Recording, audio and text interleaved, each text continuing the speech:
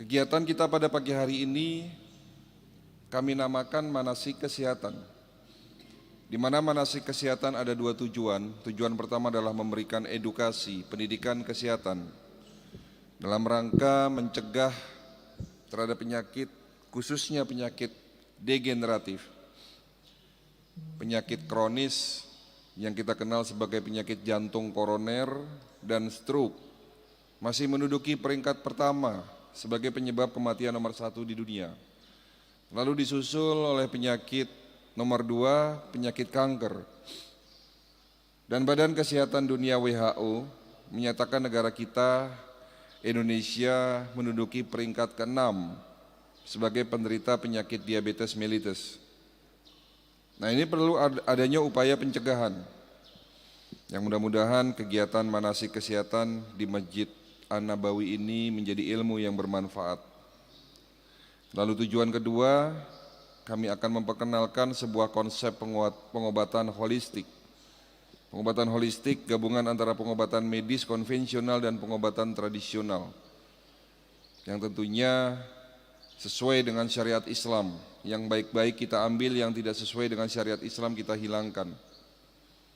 Dan hari ini ada tema yang akan kami angkat, judulnya adalah kenapa penyakit kronis sulit untuk disembuhkan dan cara sehat ala Rasulullah SAW. Nah, kegiatan manasik hari ini kita bagi menjadi 3 sesi.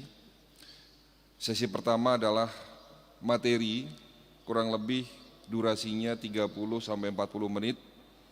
Lalu disusul oleh sesi tanya jawab. Silahkan nanti Bapak Ibu bisa menulisnya di sebuah kertas, ya. Kita batasi 5 orang, ya, karena mengingat waktu juga. Lalu sesi terakhir adalah kesimpulan, di mana kesimpulan ini saya nanti akan memaparkan cara sehat ala Rasulullah SAW. Nah, Bapak Ibu sekalian, sebelum masuk materi sedikit bercerita sejarah berdirinya pengobatan holistik di Indonesia. Bapak Ibu sekalian, saya duduk di sini sebagai dokter spesialis naturopati. Memang masih terdengar asing, Pak, ya. Dimana setelah saya lulus menjadi dokter, awalnya ingin melanjutkan pendidikan spesialis bedah, tapi niat berubah. Ya, tahun 2004 saya belajar pengobatan tradisional, tepatnya pengobatan tibum nabawi, ya, di Institut Al-Waida Malaysia. Kami beberapa dokter, termasuk juga salah satu dokter yang hari ini istiqomah terus mendalami pengobatan holistik tibum nabawi, yang tadi kita juga sudah bincang-bincang dengan pengurus Dr. Jaidul Akbar, ya, pernah datang ke sini, dan itu juga salah satu rekan kami yang sama-sama berjuang ingin menjadikan bahwa pengobatan tibum nabawi, pengobatan ala Rasulullah SAW, pengobatan holistik ini menjadi pengobatan yang sejajar, setara, bukan hanya menjadi pengobatan alternatif tetapi menjadi pengobatan utama di Indonesia.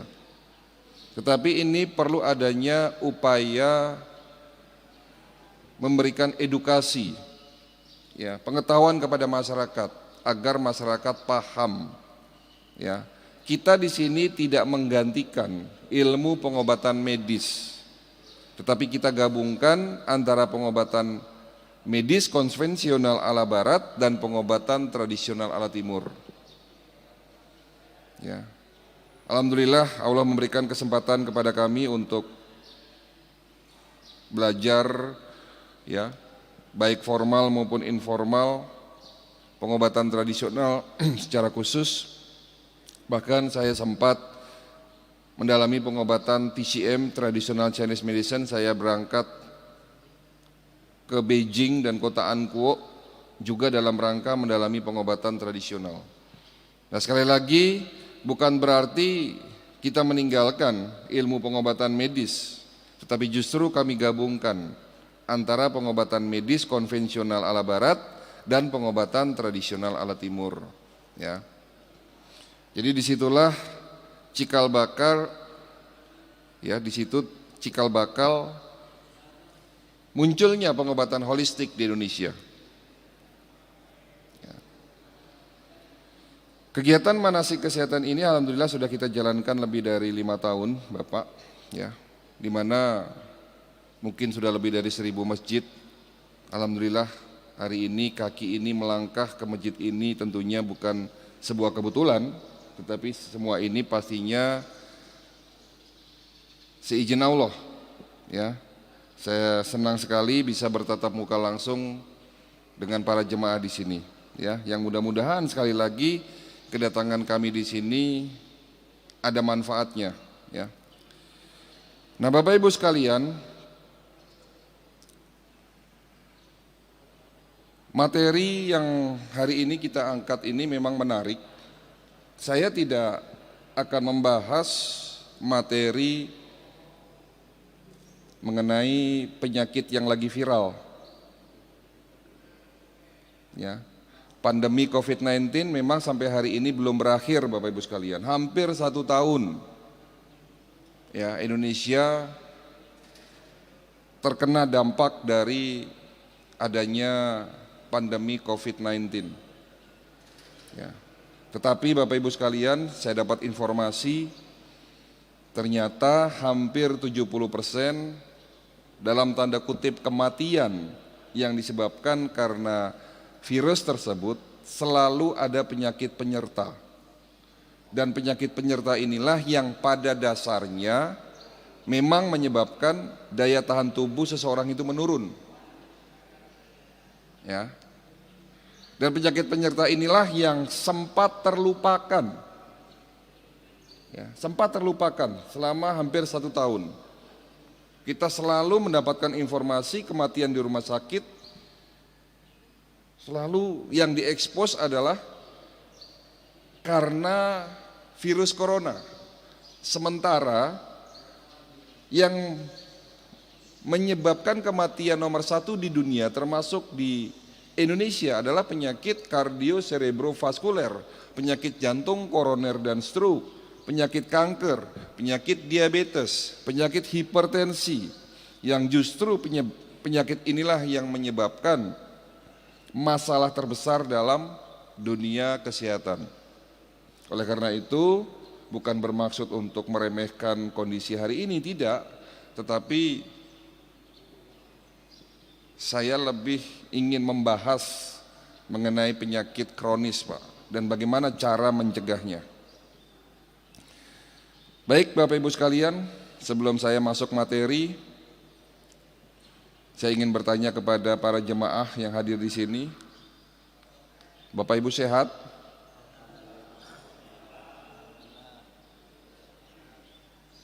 Sepertinya ada yang ragu-ragu, Pak. Sehat atau tidak sakit? Pertanyaan saya akan merubah paradigma cara pandang, ya, cara pandang terhadap kesehatan. Sehat atau tidak sakit? Sehat pasti tidak sakit belum tentu sehat. Kenapa saya mengatakan begitu? Orang yang divonis sakit diabetes belum tentu merasakan sakit. Bahkan orang yang divonis kanker sekalipun masih bisa beraktivitas dengan normal. Kanker stadium 1, bahkan kanker stadium 2, terkadang tidak muncul gejala yang kita rasakan. Penderita kerusakan saraf di otak yang pada akhirnya bisa menyebabkan penyakit seperti Parkinson, Alzheimer, bahkan penyakit stroke pun di stadium awal tidak menunjukkan adanya gejala. Dan hari ini WHO menyatakan hampir 70% penduduk dunia dalam kondisi tidak sakit namun juga tidak sehat. Jadi yang benar-benar dinyatakan sehat oleh WHO hanya 15%. Siapa? Mereka yang sehat secara body, mind and soul, fisik, pikiran dan jiwanya, dan secara fisik harus dibuktikan dengan medical check up. Jadi mereka yang rutin melakukan medical check up 1 tahun sekali dan di dalam hasil medical check up itu tidak ditemukan adanya masalah kesehatan, barulah disebut masuk golongan yang benar-benar sehat. Jadi kalau belum pernah medical check up itu masuknya golongan tidak sakit. Jadi di sini siapa yang sehat? Baik. Kenapa penyakit kronis sulit disembuhkan Bapak Ibu sekalian? Atau bahkan mungkin pertanyaannya saya rubah lagi. Waktu dulu saya masih belajar dan menjadi seorang dokter, bukan berarti sekarang bukan dokter.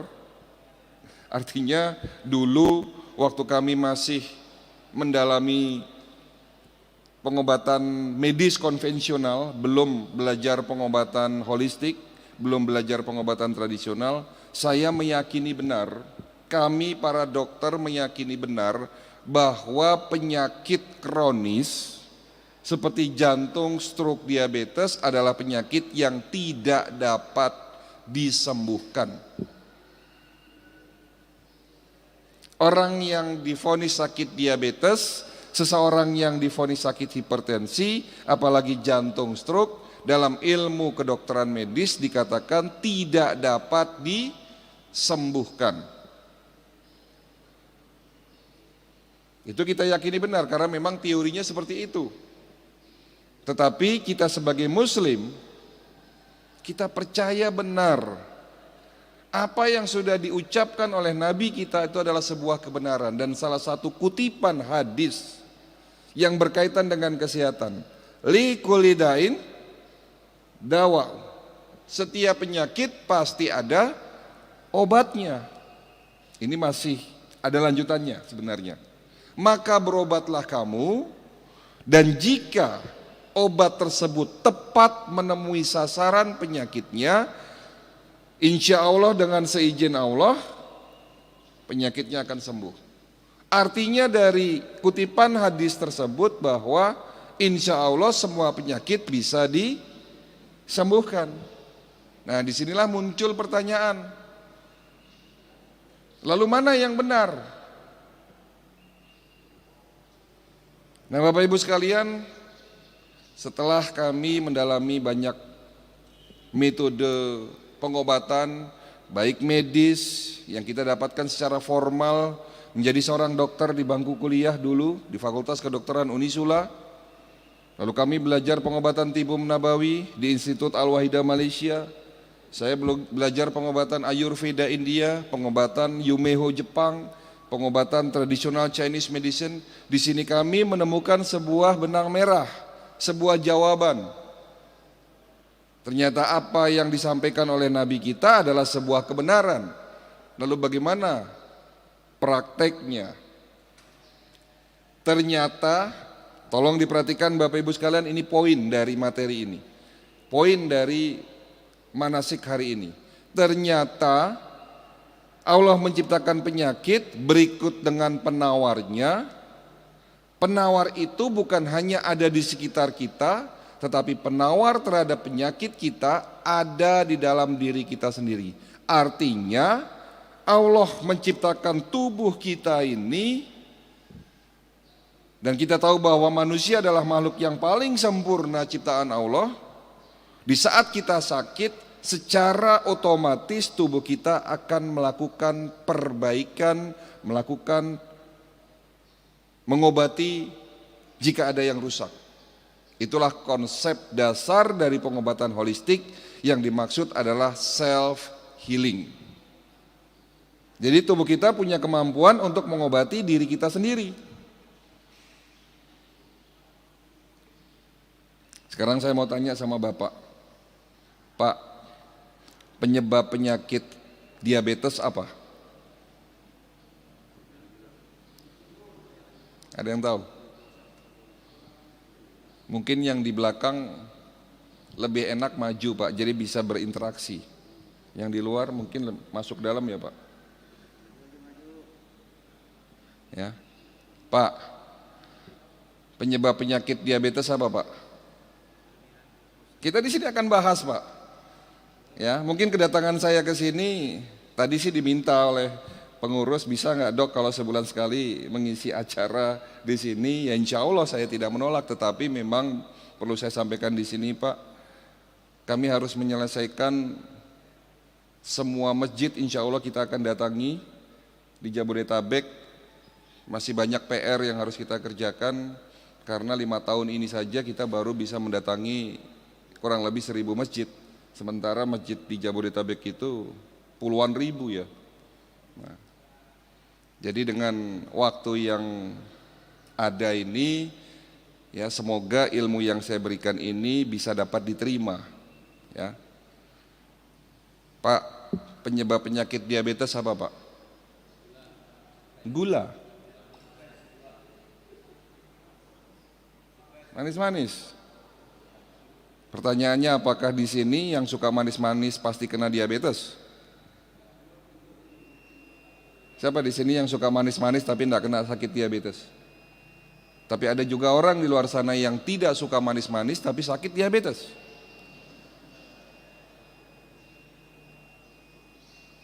Ya, betul. Apa penyebab penyakit diabetes kalau begitu?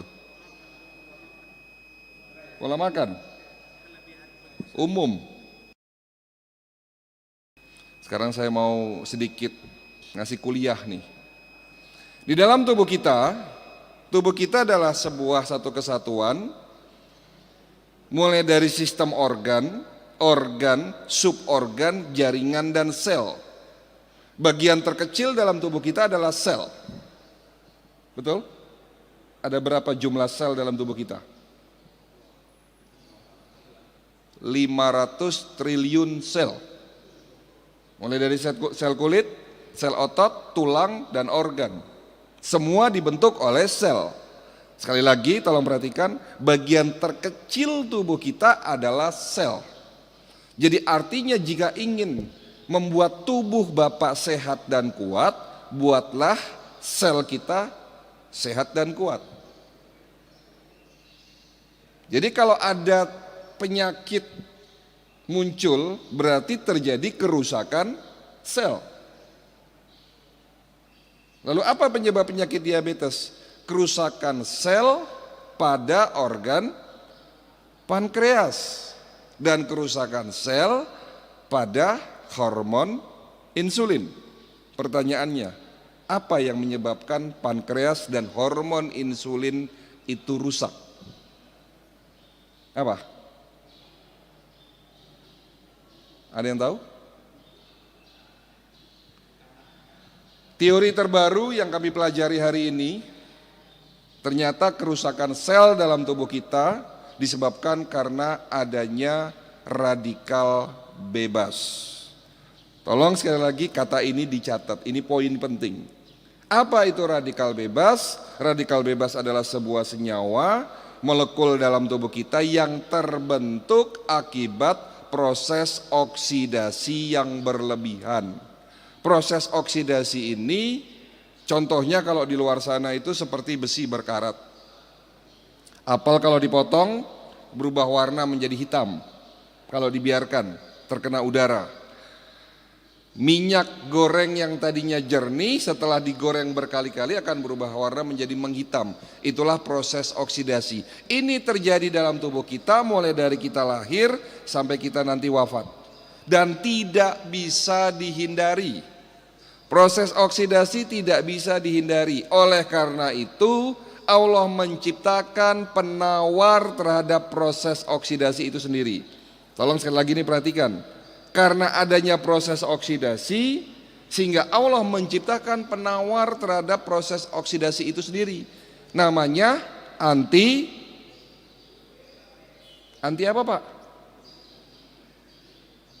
Antioksidan. Antioksidan ada di mana? Ada di sekitar kita dan ada di dalam diri kita sendiri. Paling banyak ada di mana? Ada di buah-buahan. Kalau Bapak ingin mencegah dan mengobati penyakit jantung koroner, ada antioksidan kuat yang namanya resveratrol, ada di dalam biji anggur. Jadi kalau mau mencegah dan mengobati penyakit jantung dan stroke, silahkan makan anggur yang ada bijinya dikunyah, ditelan, jangan dibuang Pak. Karena di dalam biji anggur mengandung antioksidan yang namanya resveratrol. Kalau Bapak ingin mencegah penyakit prostat, nah ini, kan hari ini banyak bapak-bapak yang usia di atas 60 tahun sudah mulai susah kencing tidak tuntas, itu bisa dipastikan karena sakit prostat. Kalau ingin mencegah penyakit prostat, ada antioksidan kuat yang namanya lycopene, ada dalam biji tomat. Kalau Bapak Ibu ingin mencegah penyakit kanker, ada antioksidan namanya bromelin, ada di dalam bonggol nanas. Bonggol nanasnya dibuang, katanya keras. Sementara itu adalah obat untuk penyakit kanker. Jadi kalau Bapak makan nanas, bagian tengahnya jangan dibuang Pak. Kalau Bapak Ibu ingin mengobati dan mencegah penyakit otak, pikun, Alzheimer, Parkinson, stroke, ya, sering-sering makan antioksidan yang ada di dalam buah alpukat. Allah menciptakan penyakit berikut dengan penawarnya, sementara penawar itu ada dalam sekitar kita, yakni ada di buah-buahan. Tetapi Allah juga menciptakan penawar terhadap oksidasi antioksidan yang namanya glutathione dan superoksid dismutase. Dua jenis antioksidan kuat ini ada di dalam setiap sel dalam tubuh kita, diproduksi oleh tubuh kita untuk menangkal, menetralisir oksidasi itu sendiri. Tetapi karena usia, karena gaya hidup kita yang salah, sehingga antioksidan itu setelah usia di atas 40 tahun, produksi antioksidannya sudah mulai menurun. Ya, tolong diperhatikan, saya ngomongnya agak pelan-pelan ini, supaya bisa dipahami. Setelah usia di atas 40 tahun, antioksidan internal yang diproduksi dalam tubuh kita sudah mulai menurun. Oleh karena itu rata-rata orang sakit diabetes, hipertensi, jantung dan stroke ada di atas usia 40 tahun. Jadi kalau Bapak ingin mencegah penyakit diabetes, perbanyak antioksidan. Cuman masalahnya hari ini kita akan membahas kenapa penyakit kronis sulit disembuhkan. Ada 3 jawaban. Jawaban pertama, karena gaya hidup kita yang salah. Nanti ada korelasinya, ada hubungannya antara gaya hidup yang salah dengan oksidasi. Pertanyaannya, salah menurut siapa Dok? Salah menurut siapa? Ya pastinya salah menurut ilmu kesehatan dan salah menurut apa yang sudah dicontohkan oleh Nabi. Bapak Ibu sekalian, Nabi kita Rasulullah SAW adalah manusia yang sehat. Betul enggak Pak? Sakitnya Nabi konon ceritanya hanya 2 kali. Usia 63 tahun, seumur hidup beliau, sakitnya hanya 2 kali. Pertama di saat beliau diberikan racun di salah satu perang, di saat Nabi sedang beristirahat di salah satu tenda bersama dengan para sahabatnya, didatangi oleh seorang wanita, seorang ibu-ibu dari kaum kafir Quraisy menyamar dan memberikan sepotong daging. Dan ternyata daging tersebut sudah dibubuhi racun. Pada saat Nabi sempat memakannya lalu dimuntahkan kembali karena ada bisikan dari malaikat, muntahkan. Karena ternyata di dalam daging tersebut sudah ada racunnya. Tetapi ada sedikit racun yang sudah telanjur masuk ke dalam tubuh beliau dan pada akhirnya Nabi Muhammad sakit. Lalu sakitnya Nabi yang kedua di saat beliau mau wafat. Pertanyaannya, apa rahasia beliau sehat? Ada satu kisah lagi di zaman Nabi. Ya, datanglah seorang tabib yang diutus dari negeri seberang, ya, ibarat kalau tidak salah dari Mesir, Kairo. Jadi si tabib ini diutus dari Mesir ingin membantu, ingin memberikan pengobatan kepada kaum muslimin di kota Nabawi, Madinah, ya, di kota Madinah. Pada saat itu namanya kota Yasrib, ya. Ya.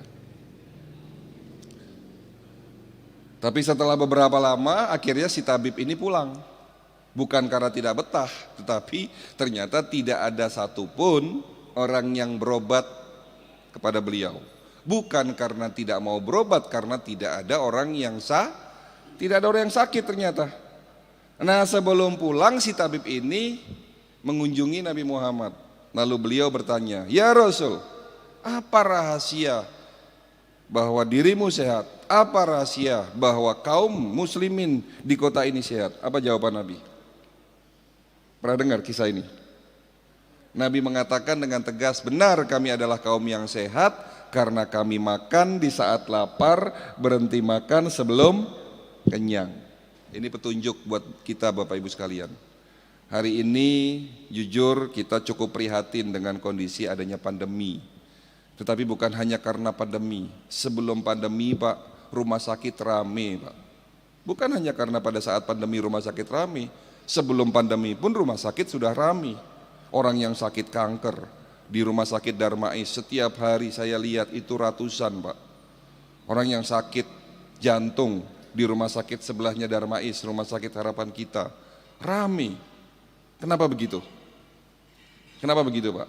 Karena pola makan masyarakat kita ini sejak 30 tahun yang lalu sudah mulai berubah.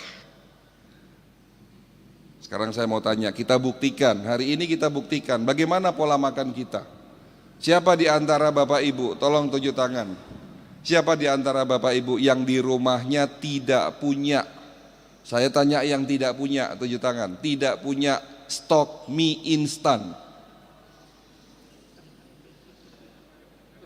Ada enggak yang enggak punya? Oke, pertanyaan kedua, siapa di antara kita, di antara Bapak Ibu yang di rumahnya punya minimal 3 jenis buah? Pak Ketua DKM punya 3 jenis buah. Yang lain? Padahal tadi saya sudah katakan, obat terhadap penyakit diabetes, jantung, stroke yang disebabkan karena tingginya radikal bebas. Radikal bebas terbentuk akibat proses oksidasi yang berlebihan. Ternyata Allah sudah menyiapkan penawarnya yang namanya antioksidan. Salah satunya ada di buah-buahan. Indonesia adalah negara dengan produsen buah terbesar di dunia. Buah di Indonesia paling komplit, harganya murah. Tetapi coba kita lihat hari ini, mohon maaf, siapa di antara Bapak Ibu yang di rumahnya punya minimal 3 jenis buah? Buah semangka di Jepang harganya 800.000 Pak, paling murah. Di Indonesia berapa? Enggak sampai 100.000. Pisang di Amerika mahal sekali, apalagi duren Pak. Di sini buah paling mahal duren, betul? Paling mahal duren. Tetapi kita lebih suka makan yang instan. Coba anak-anak cucu kita kalau diajak ke mall disuruh milih makanan apa, mereka lalu menunjuk makanan restorasi. Kalau saya boleh sebut, Kentucky Fried Chicken, McDonald. Makanan-makanan seperti itu yang disukai anak cucu kita hari ini.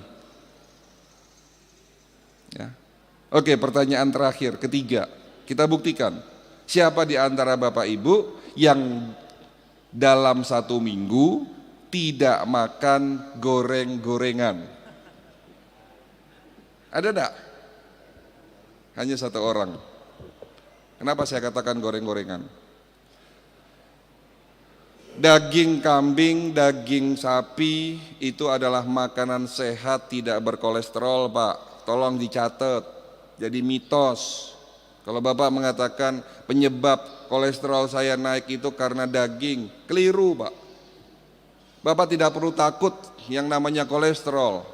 Jangan hanya nurunkan kolesterol. Hari ini kalau kolesterol Bapak tinggi, lalu diturunkan dengan simvastatin, astorvastatin, lipitrol. dan obat-obat penurun kolesterol. Betul? Apakah itu menyebabkan penyumbatan? Apakah benar kolesterol yang menyebabkan sumbatan? Kalau benar kolesterol yang menyebabkan sumbatan, orang Arab Saudi yang hobinya makan kambing, orang Arab Saudi yang hobinya makan daging, itu di sana pasti banyak orang yang sakit jantung, stroke, hipertensi. Tapi ternyata menurut WHO, orang di Jazirah Arab itu rendah penyakit yang tadi saya sebutkan. Tetapi di Indonesia, ya, apa lalu penyebab sumbatan pembuluh darah? Apa? Yang menyebabkan sumbatan pembuluh darah adalah lemak, kolesterol yang teroksidasi, Pak. Jadi lemak dalam tubuh Bapak teroksidasi itu menyebabkan kolesterol ya tersumbat. Jadi kalau kolesterol murni yang tidak teroksidasi, justru kolesterol ini akan membuat pembuluh darah kita menjadi elastis, karena fungsi dari kolesterol adalah pelumas sebagai oli dalam tubuh kita, melumasi sendi-sendi kita sebagai bahan dasar pembentuk antibodi.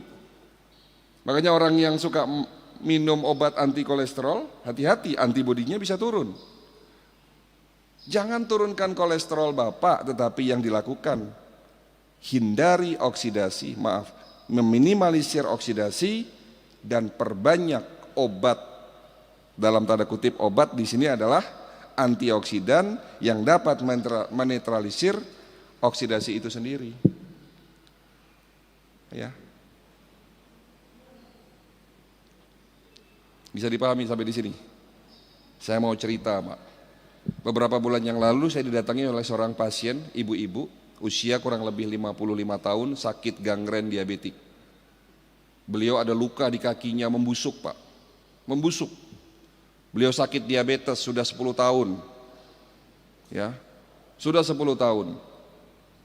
Semakin hari semakin lemah tubuh beliau. Waktu datang ke klinik saya, pakai kursi roda, karena sudah tidak bisa jalan, itu telapak kakinya membusuk. Bahkan jari-jarinya sudah mulai copot satu-satu, Pak. Pastinya Bapak bisa bayangkan itu rasa sakit yang luar biasa. Ya, tidak bisa tidur kata beliau, 8 bulan beliau menderita karena sakitnya. Bahkan beliau hampir menyerah. Ya, apa yang harus saya lakukan kalau didatangi kondisi pasien yang sudah begitu parah?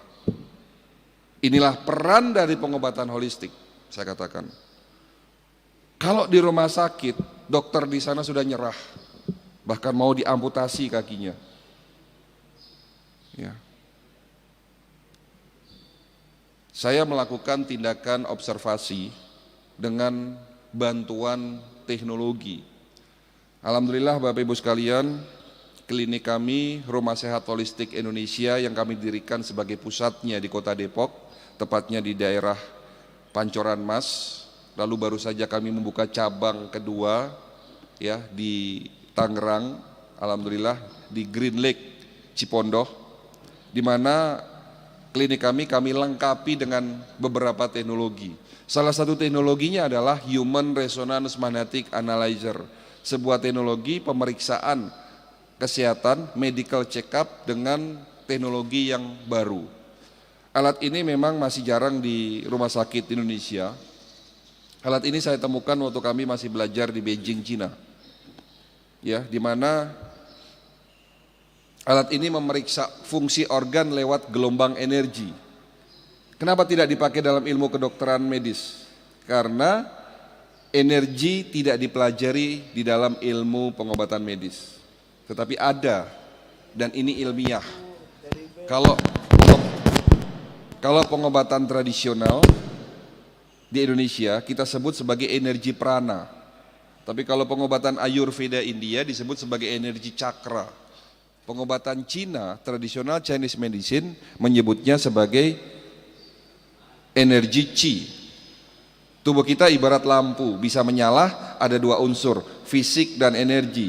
Dua-duanya harus pas, bohlamnya harus baik, tidak boleh ada yang pecah.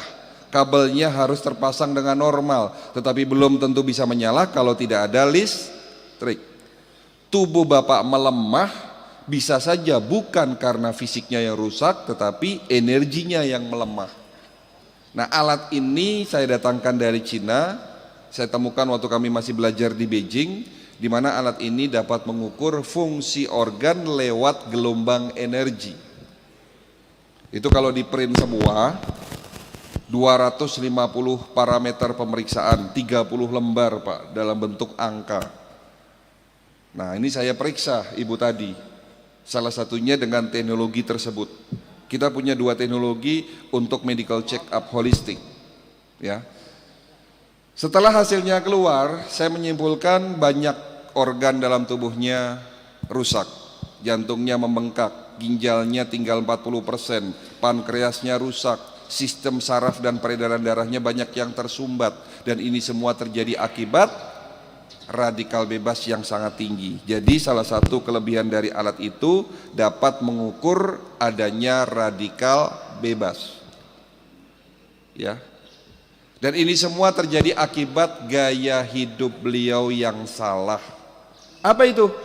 Akhirnya beliau ngaku, "Dok, benar, sejak muda saya ini suka tidur larut malam." Hati-hati. Jam 11 sampai dengan jam 1 malam, di saat kita tidur pulas, tubuh kita akan melakukan detoksifikasi. Tubuh kita akan melakukan bersih-bersih, terutama organ liver, melakukan bersih-bersih dari apa? Dari radikal bebas. Dengan syarat tidur pulas. Artinya kalau Bapak tidurnya di atas jam 11 malam, tubuh kita tidak punya kemampuan untuk melakukan detoksifikasi. Karena syaratnya harus tidur pulas. Pada saat jam 11 malam ke atas, tubuh kita melakukan perbaikan terhadap sel-sel organ yang rusak atau disebut sebagai regenerasi sel dengan syarat tidur pulas. Jadi artinya di saat jam 11 malam Bapak belum tidur pulas, di saat itulah degenerasi sel terjadi. Akhirnya kita sakit, imun kita turun. Itu gaya hidup pertama yang beliau akui salah. Gaya hidup kedua yang beliau akui salah, beliau suka makan malam. Banyak penelitian mengatakan orang yang punya kebiasaan makan kurang dari 4 jam sebelum tidur malam. Saya ulangi, orang yang punya kebiasaan makan kurang dari 4 jam sebelum tidur malam, apa yang dimakan akan banyak menjadi sampah ketimbang yang diserap.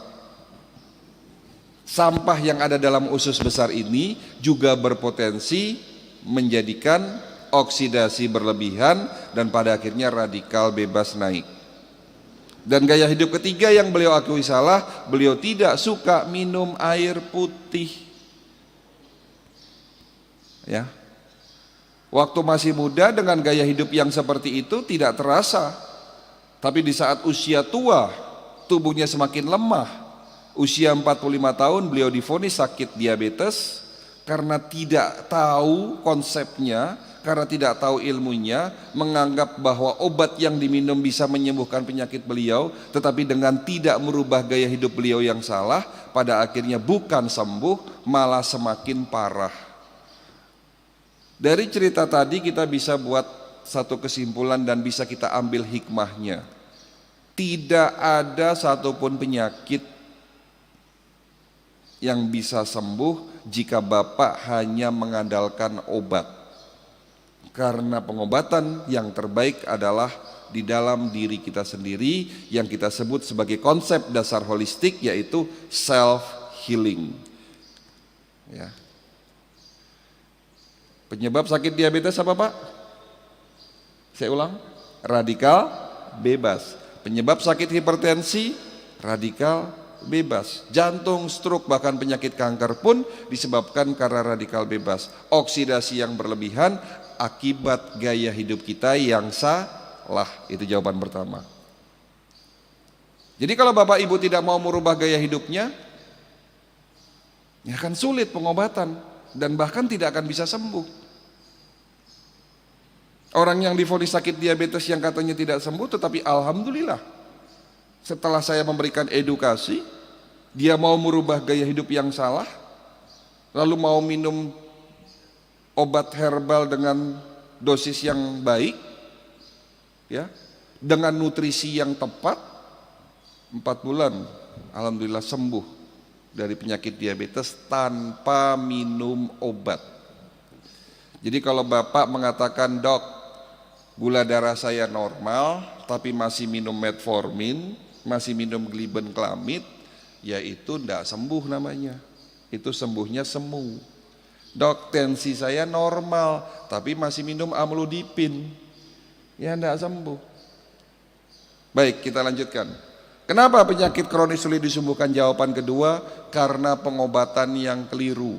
Semakin menarik, tolong perhatikan, pengobatan yang keliru. Nah, untuk menjelaskan poin 2 ini saya ingin bercerita 3 kasus. Kasus pertama, datang ibu-ibu usia 58 tahun. Dok, pinggang saya sakit. Kalau bicara sakit pinggang, penyebab sakitnya apa?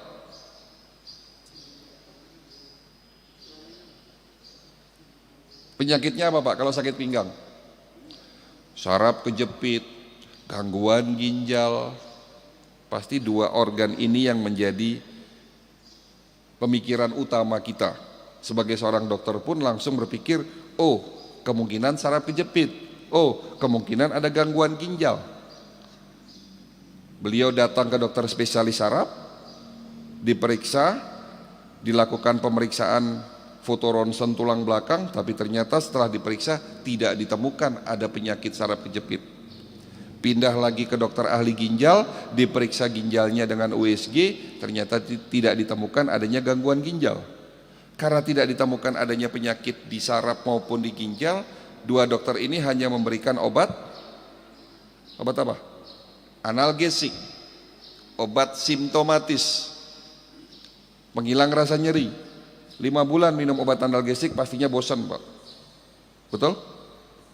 Nah, dilalah kok ya datang ke klinik, dok saya tolong dikasih obat. Lah gimana saya mau kasih obat kalau saya tidak tahu penyebab sakitnya apa? Lalu apa yang harus dilakukan? Pemeriksaan holistik. Apa itu pemeriksaan holistik? Pemeriksaan menyeluruh dari ujung kepala sampai ujung kaki, tidak ada yang terlewat. Kita punya teknologi. Kalau tadi saya cerita di awal adalah teknologi yang namanya Human Resonance Magnetic Analyzer.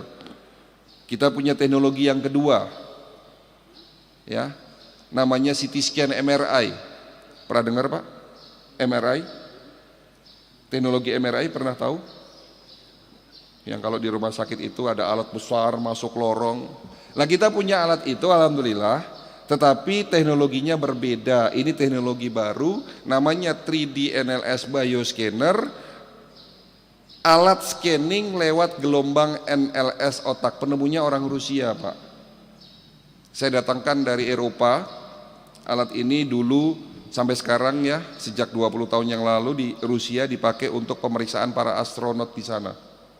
Alat ini sangat detail sekali pemeriksaannya, akurasinya 97%, dapat memeriksa sel-sel organ dalam tubuh Bapak. Kalau di print semuanya dalam bentuk foto organ 3 dimensi full color Pak. Alatnya enggak besar-besarnya, hanya sebesar meja ini. Cara pemeriksaannya pun sangat cepat, ya, sangat simpel. Hanya cukup tiduran di sebelah alat, nanti ada alat yang kita pasangkan ke kepala, dalam waktu hanya 15 menit seluruh organ dalam tubuh Bapak akan terlihat di situ. Alat ini memang masih jarang di Indonesia. Ya, ada beberapa rumah sakit yang memiliki, Rumah Sakit Gatot Subroto mereka punya, Rumah Sakit Holistik Internasional Purwakarta mereka punya, ya, dan beberapa rumah sakit Indonesia itu pun masih bisa dibilang dengan sangat sedikit ya. Tetapi alhamdulillah walaupun kita bukan rumah sakit tapi kita sebuah klinik, ya, kliniknya pun masih kecil, tapi Allah memberikan kesempatan saya untuk memiliki alat tersebut. Alat itu saya datangkan ke Indonesia sejak 4 tahun yang lalu. Saya pakai untuk pemeriksaan semua pasien-pasien kami, termasuk ibu tadi yang katanya sakit pinggang. Setelah hasilnya keluar, mulai dari isi otak, jantung, paru, ginjal kelihatan semua Pak. Dan ternyata penyebab sakitnya ada di rahim. Ada penyakit namanya PID. Infeksi yang ada di rahim menyebar ke tulang panggul. Setelah tahu penyebabnya itu ya baru kita obati.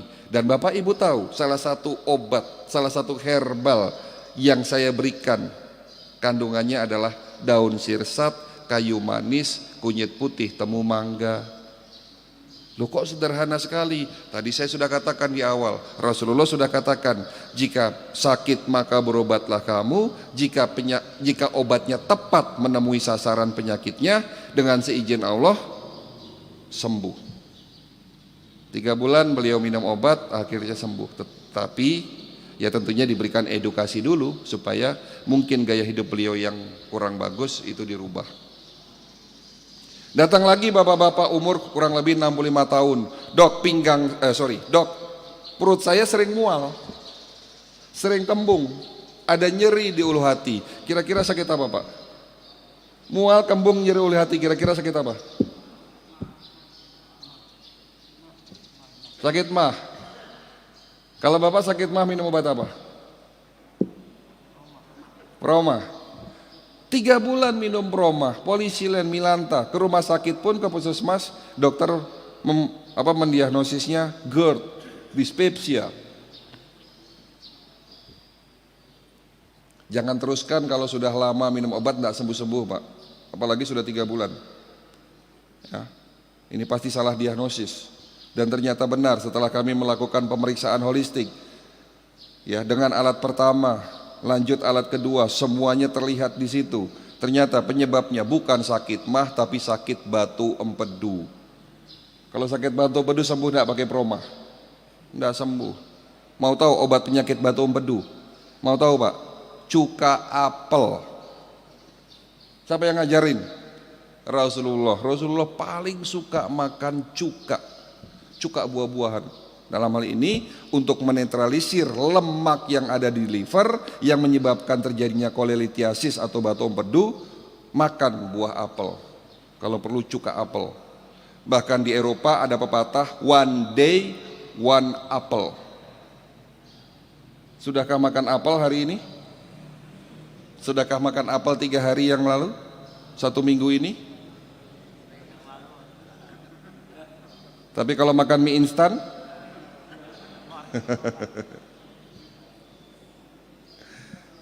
Ya Pak.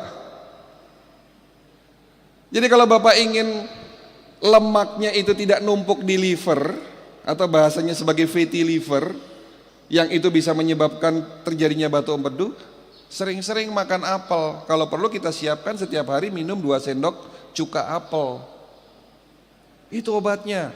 Alhamdulillah beliau sembuh Pak. Nyerinya, mualnya, kembungnya setelah batu empedunya hilang, setelah livernya itu bersih dari lemak, ya, mual, kembung, nyeri ulu hatinya hilang. Datang lagi ibu-ibu masih muda 30 tahun. Dok, sakitnya tuh di sini katanya.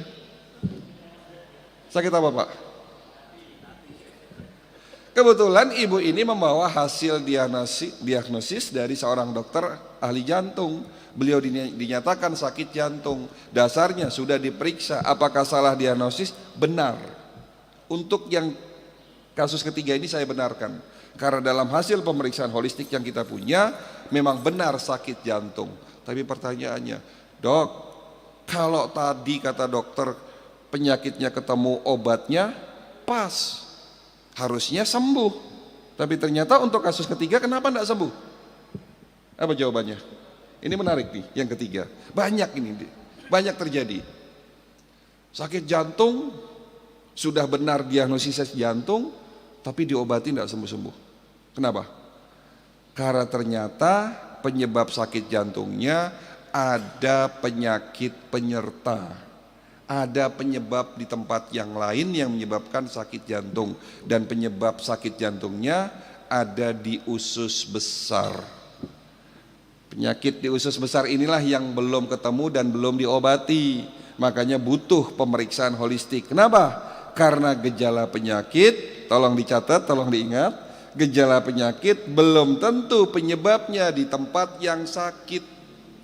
Terkadang sakitnya di dada, ternyata penyebabnya di usus, ternyata sakitnya di perut, belum tentu penyebabnya di perut. Contoh lagi, Bapak Ibu pasti tahu penyakit asam urat, betul? Katanya banyak di sini sudah minum piroxicam, allopurinol, dexamethasone tidak sembuh-sembuh. Kenapa? Kalau minum nyerinya hilang, tapi tidak minum muncul lagi, betul? Pertanyaannya, apa penyebab penyakit asam urat? Ada yang tahu enggak? Bapak Ibu pernah nonton Sejadah enggak, Pak? Sejadah pernah nonton? Sejadah tahu? Sehat jadi ibadah. Ternyata saya enggak populer di sini ya, Pak. Itu acara di SCTV setiap hari dari Senin ketemu Senin, Pak, dari jam 6 pagi sampai dengan jam 7 pagi. Siapa pembicaranya? Saya, kawan saya Ustadz Solmed dan Cing Abdel. Saya menjadi narasumber di acara Sejadah. Di situ kami membahas banyak tentang kesehatan, mulai dari asam urat, jantung, stroke, dengan tentunya dari sisi kedokteran holistik. Memang acara itu lagi off hari ini karena adanya pandemi, tapi insya Allah besok setelah pandemi selesai kita bisa buat acara itu lagi. Kalau Bapak ingin melihat acara tersebut, klik YouTube, klik Sejadah SCTV. Di situ banyak materi yang saya angkat termasuk asam urat. Di situ ada jawabannya. Apa penyebab penyakit asam urat? Ada yang tahu enggak, Pak?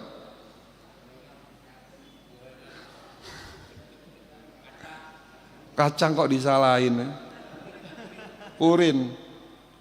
Purin itu apa, Pak? Purin itu adalah sisa metabolik dari protein ya. Tapi tidak semua orang makan makanan yang mengandung purin.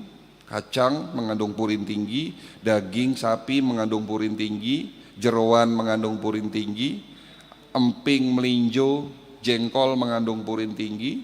Tapi tidak semua orang makan itu pasti kena asam urat. Lalu apa penyebab penyakit asam urat?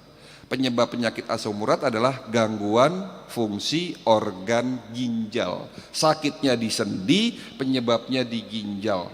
Jadi yang harus diobati apa? Ginjalnya, Pak. Diperiksa secara holistik, apa penyebab gangguan ginjal? Bahkan gigi berlubang bisa menyebabkan kebocoran ginjal. Itulah holistik. Pengobatan dari hulu ke hilir. Boleh enggak kalau orang sakit asam urat,